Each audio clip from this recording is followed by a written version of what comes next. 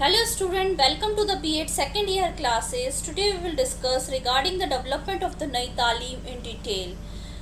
And this topic is under the subject Work Education, Gandhiji Nai Talim and Community Engagement. In the previous video we discussed regarding what is Nai Talim, principles of the Nai Talim and outline of Nai Talim development. Now, the development of the Nai Talim started in 1897 in the house.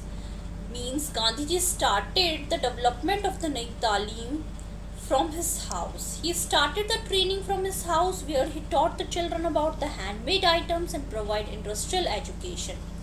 यहाँ पे क्या बात की गई कि गांधी जी ने सबसे पहले जो शुरुआत थी नई तालीम की वो अपने घर से की. यहाँ पे बच्चों को क्या किया गया, गांधी जी ने हैंडमेड आइटम्स बनाना सिखाया plus provide the industrial education. यहाँ पे गांधी जी ने दोनों तरह की एजुकेशन बच्चों को दी. हैंडमेड आइटम्स भी बनाना सिखा रहे थे गांधी जी धीरे धीरे बच्चों को और प्रोवाइड करा रहे थे industrial education. The next step he take in the 1904. In 1904 he established the Phoenix Ashram in the South Africa. Up point to be noted that from the 1897 to the 1904, in between these 2 years, he worked inside their home for the development of the children were taught regarding the farming, gardening, cutting wood, digging pit, preparing food and cleaning. अब यहाँ पे बच्चों को क्या क्या सिखाया गया, farming सिखाई गई. फार्मिंग क्यों सिखा रहे थे गांधी जी, क्योंकि उस टाइम पे जो था फार्मर्स जो थे वो मेन रोल प्ले करते थे. तो वो चाहते थे कि जो कृषि है उसको भी बहुत ज़्यादा प्रोत्साहन मिले, बच्चों को नई नई टेक्निक सिखाई जाए, वो बचपन से इनकलकेट की जाए. ये सब हार्ड वर्किंग का जो नेचर है बच्चों में पहले से ही डेवलप करा जाएगा तो बच्चा क्या है सोसाइटी के लिए भी यूज़फुल रहेगा और उसका पर्सनल डेवलपमेंट भी होगा. उसका तीनों एज का डेवलपमेंट होगा.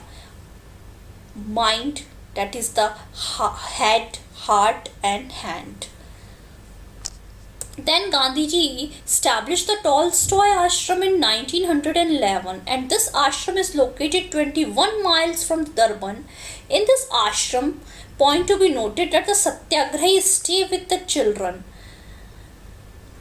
यहाँ पे क्या था कि जो सत्याग्रही लोग थे वो गांधी जी के साथ इस आश्रम में रहते थे और उनके बच्चे भी इधर रहते थे. तो गांधी जी ने उनकी एजुकेशन की रिस्पॉन्सिबिलिटी अपने हाथों में ली और यहाँ पे गांधी जी ने जो मेन फोकस एजुकेशन के साथ साथ जो मेन फोकस गांधी जी ने रखा वो था भगवत भजन. भगवत भजन क्यों इम्पोर्टेंट बताया गांधी जी ने, गांधी जी ने कहा भगवत भजन इसलिए इम्पोर्टेंट है क्योंकि उससे बच्चों का जो है स्पिरिचुअल डेवलपमेंट होगा. बच्चों में क्या होगा, स्पिरिचुअली डेवलप्ड होंगे बच्चे. तो गांधी जी ने जैसे कि एक कोटेशन भी कहा है कि ऑल ओवर डेवलपमेंट होना चाहिए बॉडी, माइंड एंड स्पिरिट का. तो गांधी जी का मानना था कि spiritual development is one of the most important development, so it should be developed. Then Gandhi ji what they love the peace, love, caring, इस तरह का एटीट्यूड बच्चों में डेवलप कराना चाहते थे. इसलिए गांधी जी ने किस तरह की एजुकेशन की बात की, human and world love. Means वो जो है पीस की बात कर रहे थे. यहाँ पे गांधी जी का मतलब था कि इस तरह की एजुकेशन करो कि बच्चों के अंदर जो है दूसरों के प्रति केयरिंग की भावना आए. Then he talk about the loyalty. Loyalty यहाँ पे गांधी जी ने किस चीज़ के लिए कहा, लॉयल्टी टुवर्ड्स द वर्क. यहाँ पे गांधी जी चाहते थे कि बच्चे जो है लॉयल रहे towards the work and the duty.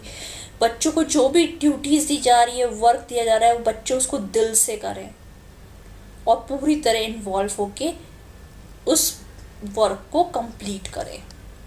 Then Gandhi ji in 1904 invited by the Rabindranath Tagore in the Shantiniketan. अब क्या था कि गांधी जी अब साउथ अफ्रीका से वापस रिटर्न होते इंडिया और जब वो रिटर्न होते हैं इंडिया तो क्या होता है, रविंद्रनाथ टैगोर जी क्या करते हैं, उनको इनवाइट करते हैं शांति निकेतन में. तो Rabindranath Tagore ji invited Gandhiji in the Shanti Niketan after returning from South Africa. And the main teaching point Gandhiji considered over here is own work. बच्चों में वो क्या चाहते थे कि बच्चे खुद का काम करना सीखें, क्योंकि ये पहला ही स्टेप था जब वो इंडिया के अंदर शांति निकेतन फर्स्ट टाइम जा रहे थे, तो बच्चों को सबसे पहले अपने वर्क सिखाना चाहते थे, कि बच्चों में चाहते थे कि वो अपना वर्क कंप्लीट करें, अपना ओन चीज़ों को करना सीखे। वो क्या था, कुकिंग, वुड कटिंग, जो बेसिक छोटी छोटी चीज़ें हैं वो बच्चों के अंदर डेवलप्ड होनी जरूरी है, जिससे क्या होगा, बच्चा सेल्फ डिपेंडेंट बनेगा। Then he went to the Sabarmati ashram in 1915, and this ashram is located in the Ahmedabad on the bank of the Sabarmati. In this ashram he focused on industrial knowledge. अब यहाँ पे important चीज़ क्या है कि गांधी जी ने यहाँ बात करी इंडस्ट्रियल नॉलेज की। गांधी जी चाहते थे कि बच्चों को अब क्या है, अपना तो उनने डेवलपमेंट करा, ओन वर्क करा, अब उसको इंडस्ट्रियल नॉलेज भी दी जाए। इंडस्ट्रियल नॉलेज जिससे उनको जॉब मिले, वो आगे अपने लिविंगहुड और लर्निंग के साथ साथ लिविंगहुड को भी इंजॉय कर सके। उसके लिए गांधी जी ने जो एजुकेशन रखा वो था स्पिनिंग सिखाई जाए, वीविंग सिखाई जाए, कारपेंट्री सिखाई जाए, etcetera. And he also focus on the alphabetical knowledge. Gandhi ji चाहते थे कि बच्चों को जो है अल्फ़ाबेटिकल नॉलेज भी आना बहुत ज़रूरी है, लिखना पढ़ना ये सब भी बहुत ज़्यादा ज़रूरी है। Then in 1920 Gujarat Vidyapeeth. Now the Gandhiji established the Gujarat Vidyapeeth. Here the medium of the instruction is Gujarati. यहाँ पे मीडियम ऑफ गुजराती इसलिए रखा गया क्योंकि वहाँ पे मोस्टली लोग जो है गुजराती लैंग्वेज बोलते थे, इसलिए मीडियम ऑफ इंस्ट्रक्शन गुजराती रखा गया, पर हिंदी को कंपलसरी रखा गया। यहाँ पे गांधी जी ने कहा कि हिंदी पढ़ना कंपलसरी है, और इनका जो मेन फोकस था वो क्या था, फ्री एंड कंपलसरी एजुकेशन बच्चों को मिलनी चाहिए, बच्चों को फ्री और कंपलसरी एजुकेशन प्रोवाइड की जाए। Then this is the most important scheme which laid the foundation of the Nai Talim and basic education officially. Varda Education Scheme in 1937. All India Conference was organized on 22nd and 23rd October. On the occasion of the Silver Jubilee celebration of the Marwadi High School at Varda. That's why this is known as Varda Education Scheme. And the chairman of this conference or this scheme was Mahatma Gandhi. So he started new education and basic education. यहाँ पे गांधी जी ने जो है new education और basic education का concept इस conference में दिया। अब क्या था, अब जो है उन्होंने क्या करा कि न्यू एजुकेशन और बेसिक एजुकेशन के बारे में बताया। अब उन्होंने इस बात को जब डिस्कस किया तो उसके लिए एक कमेटी बनी जिसको हमने जाकिर हुसैन कमेटी का नाम दिया, और उस कमेटी के जो चेयरमैनशिप थी वो थी डॉक्टर जाकिर हुसैन के पास, इसीलिए इसका नाम जो है जाकिर हुसैन कमेटी पड़ा। So in this committee, Gandhiji plan on education was formulated under the chairmanship of the Dr. Zakir Hussain. और इसकी जो है ये मेंबर्स थे जिन्होंने इसमें वर्क किया, Vinoba Bhave, Kaka Kalelkar and professor KT Aston. This committee submitted up to, इस कमेटी ने क्या करा, 2 रिपोर्ट्स सबमिट करी इन दिसंबर 1937 एंड अप्रैल 1938 में। ओके, और ये जो कमेटी थी इसने क्या करा कि नेम दिया स्कीम को, और वो जो नेम था वो था नई तालीम और बेसिक एजुकेशन। अब इसीलिए ये कमेटी जो थी मोस्ट इम्पॉर्टेंट थी, और ये जो कमेटी थी वो वर्धा एजुकेशन स्कीम से जुड़ी हुई थी।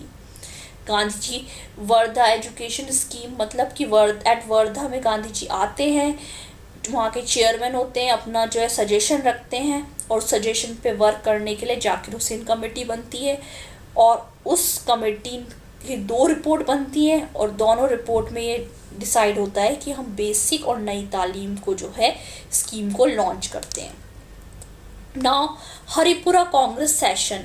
अब क्या हुआ कि प्लान सब बन गया था, रेडी था, 2 रिपोर्ट सबमिट हो चुकी थी। अब 1938 में हरिपुर कांग्रेस सेशन हुआ जहाँ पे कांग्रेस एक्सेप्ट द प्लान। अब गांधी जी के प्लान को कांग्रेस ने एक्सेप्ट कर लिया और पूरी तरह से स्टैब्लिश करने की बात की 1939 में, that all India national council of education and Sevagram में ये बात की गई। अब क्या था, गांधी जी का जो पेपर वर्क था वो कंप्लीट हो गया था और उसको एक्सेप्ट करके अब प्रैक्टिकल फॉर्म में लाने की बात की गई कि ग्राउंड लेवल पर उसको लाया जाएगा और अप्लाई किया जाएगा स्कूल्स में। देन इसके लिए क्या करा गया, इस हरिपुर कांग्रेस सेशन के लिए जो चीज़ थी प्रैक्टिकल फॉर्म में लाने के लिए एक कमेटी बनी जिसका नाम था खैर कमेटी। इसमें क्या डिसाइड हुआ कि अब ग्राउंड लेवल पे लाने के लिए, अप्लाई करने के लिए क्या क्या चीज़ों को होना जरूरी है। एक तो this committee provide suggestion for the development of the basic education scheme should be first implemented in the rural areas. अब सबसे बड़ी बात जो कही गई थी कि रूरल एरियाज में इसको सबसे पहले इम्प्लीमेंट करके देखो। अब यहाँ पे गांधी जी ने कहा, इस कमेटी में डिसाइड हुआ कि कंपलसरी होनी चाहिए ये एजुकेशन चिल्ड्रन के लिए 6 to 14 ईयर्स तक के बच्चों के लिए। अब कंपलसरी की बात इसलिए की गई थी क्योंकि बहुत सारे जो रूरल एरियाज थे वहाँ पे क्या था, बच्चों को स्कूल भेजा ही नहीं जाता था। अब जब बच्चे स्कूल आएंगे ही नहीं, उनको बेसिक एजुकेशन मिलेगी ही नहीं, तो उनका डेवलपमेंट ही नहीं होगा। तो ये सबसे मोस्ट इम्पॉर्टेंट था कि सबसे पहले क्या करना है, उसको कंपलसरी बनाना है। सब के लिए कंपलसरी है जो एज ग्रुप में आता है 16 to 14 की। नाउ अब यहाँ पे जो सब्जेक्ट्स पढ़ाए जाएंगे वो इंडस्ट्री से जुड़े हुए भी होंगे और इंडस्ट्री से नहीं जुड़े भी सब्जेक्ट को भी पढ़ाया जाएगा। टीचर ट्रेनिंग को इम्पोर्टेंस दी। इस खैर कमेटी में कहा गया कि टीचर ट्रेनिंग जो है वो भी बहुत इंपॉर्टेंट है। हैंडमेड आइटम्स को जो है बच्चे बनाएंगे स्कूल के अंदर, उनको सेल आउट करेंगे तो उनको मनी मिलेगा तो वो जो है स्कूल के डेवलपमेंट और बच्चों के लिए उस मनी को यूज़ किया जा सकता है। और यहाँ सबसे मेन इम्पॉर्टेंट बात की गई थी कि जो भी सर्टिफिकेट मिलेगा वो इंटरनल एग्जामिनेशन के थ्रू मिलेगा। यहाँ कोई बाहर से एग्जामिनेशन नहीं होगा, जैसे कि अब हम देखते हैं बोर्ड एग्जाम्स अगर वो नहीं हो कंडक्ट किए जाएंगे, सिर्फ इंटरनल एग्जाम्स होंगे स्कूल के अंदर। जो एग्ज़ाम्स होते हैं वही एग्ज़ाम्स को इम्पोर्टेंस दी गई थी। देन अब क्या होता है कि ये इसके बाद आता है हिंदुस्तानी तालीम संघ इन 1939 के अंदर। अब क्या था कि ये सब कुछ ढांचा तैयार हो गया था कि बेसिक एजुकेशन में क्या क्या चीज़ें होंगी, क्या क्या हमें चीज़ों को अप्लाई करना है, क्या करना है। अब इन चीज़ों को अप्लाई करने के लिए डिफरेंट ग्रुप्स को जो है संघ को क्या किया गया, रिस्पॉन्सिबिलिटी और उनके फंक्शंस उनको बताए गए। फंक्शंस लाइक रिसर्च वर्क किस को देना है, टीचर ट्रेनिंग सेंटर्स कहाँ बनाने हैं, education order for the basic, और जो एजुकेशन ऑर्डर्स जो डिफरेंट हमने देखे कि कौन कौन से बेसिक एजुकेशन के लिए हमें क्या क्या ऑर्डर करने, कंपलसरी एजुकेशन करनी है, ये सब ऑर्डर्स जो है कौन डिसाइड करेगा, ये सब जो है हिंदुस्तानी तालीम संघ में डिसाइड हुआ। Then in 1945 all India conference was held and this conference he decided that there should be the 4 basic levels of the school were set, and these 4 basic levels of the schools are pre-basic education, that is for the below 7 years child, and basic education is for the 7 to 14 years of children. Then post basic education, यहाँ पे क्या बात की गई, post basic education की बात की गई जहाँ पे 15 ईयर्स टू 18 ईयर्स तक के लिए थी। देन एडल्ट एजुकेशन की बात की गई जो कॉलेज लेवल्स पर होंगी, यूनिवर्सिटी कॉलेज लेवल्स पर जो एजुकेशन होंगी उसकी बात की गई। तो अगर हम पूरी तरह से if you summarise all these thing that Gandhi ji ने स्टार्ट किया अपने घर से, धीरे धीरे स्टेप बाय स्टेप वो फिनिक्स आश्रम में गए, then Tolstoy Ashram, then Shantiniketan में, देन साबरमती में, then Gujarat Vidyapith, Wardha education scheme, then Haripur Congress session, then Hindustani Talim Sangh and then all India conference के अंदर जो है ये सब डिसाइड हो गया किस किस लेवल के स्कूल्स को जो है एस्टैब्लिश किया जाएगा। तो इसी के साथ जो है हमारा जो है डेवलपमेंट ऑफ द नई तालीम जो है पूरी तरह से कंप्लीट होता है। और ये मोस्ट इम्पॉर्टेंट क्वेश्चन है, ये लॉन्ग क्वेश्चन में ज़रूर आता है और इसमें से शॉर्ट क्वेश्चंस भी बनते हैं, जैसे कि व्हाट इज़ खैर committee, what is Zakir Hussain committee. So I hope you like my video. If you like my video, please like, share and comment in my comment box.